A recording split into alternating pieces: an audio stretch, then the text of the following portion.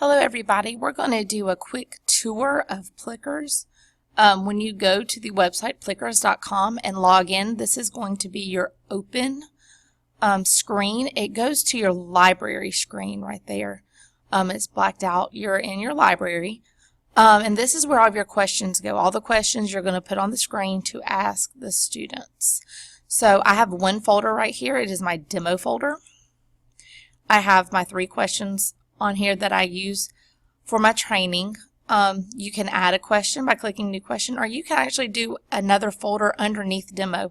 If I had different types of groups that I used, could do different demos, demo 1, demo 2, or I could do demo math, demo science questions.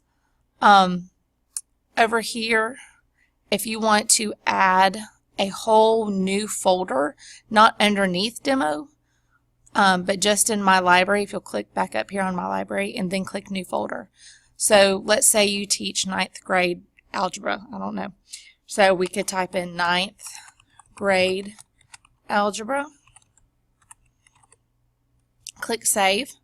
And so when you click on 9th grade algebra, you could come up here and add all your questions in to 9th grade algebra. So you just click new question. You add it in. I will show you on this. You have a choice of either multiple choice or true false. If you click true false, and you do have to come over here and click which one is correct. So once you choose which one is correct, you can either save the question or click save and create new. And you could go ahead and create a series of questions. Mobile uploads. You need to have the Plickers app, which we will talk about. You need to have the Plickers app, and you can actually add questions, and they will go straight to your mobile uploads. So you could click here and see the questions that you added from your phone app. The next section in Plickers is your reports. And this is really what has gotten an upgrade.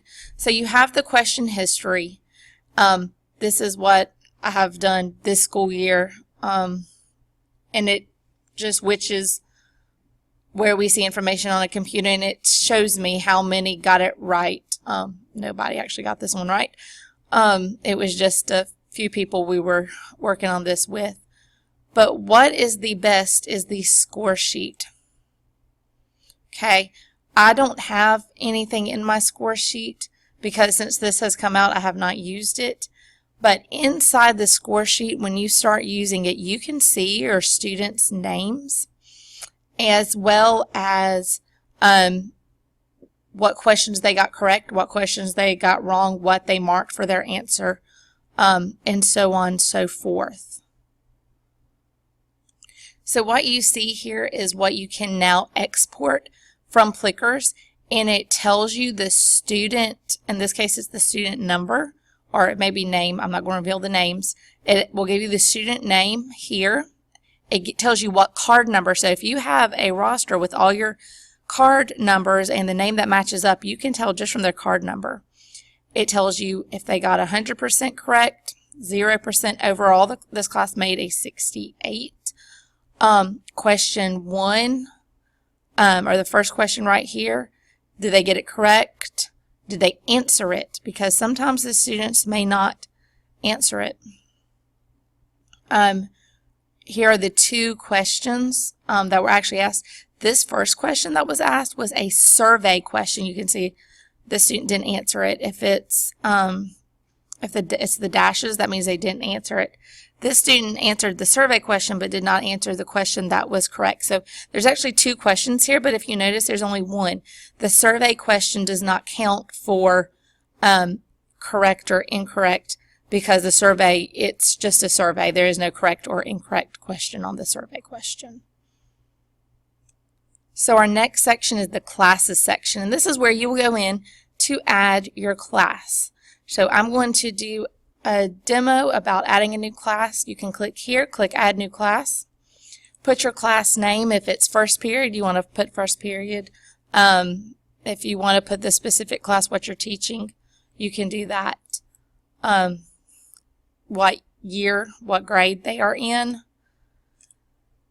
and what subject, overall subject that you are teaching. You can also choose a different color for each class. I'm just going to put Demo 2 in.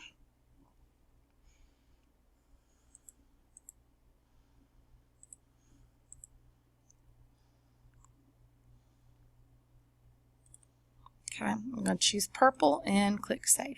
So once I go in here and it tells me all my cards I have available, you can have up to 63 cards, but I don't think anybody would need that for one class.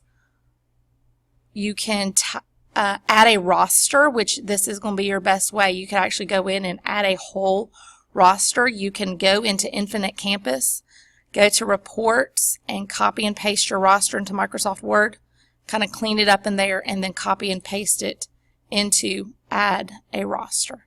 So that makes a really nice, easy way to add a whole roster without having to type every student's name in.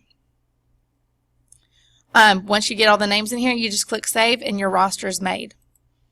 And it will assign the order that you put this student's names in. It will assign them their card number.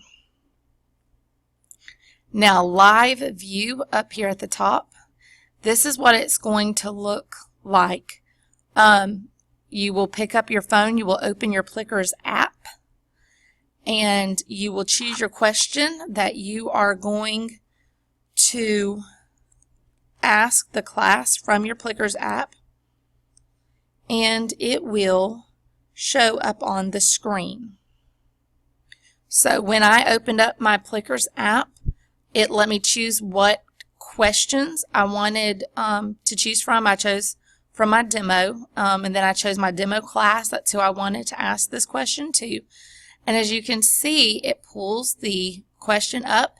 It gives you the 4 choices. So this is actually where the students look to see their questions. They look on the screen to see the question, and that's when they hold their card up and they turn the card to what they think the answer is. On this question, which is where we see information on a computer, CPU, monitor, printer, or headphones, obviously should turn to B, monitor. That is the correct answer.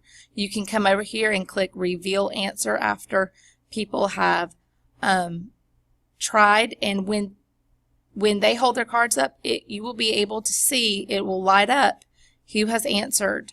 Okay. So this is where all the magic happens. Once I'm done with that question, I can go on to the next question. Okay. And this one is a true false. The hardware for the computer is only in the CPU. Okay. So the phone, this is the point where when you get in live view where you're using your phone and the computer at the same time.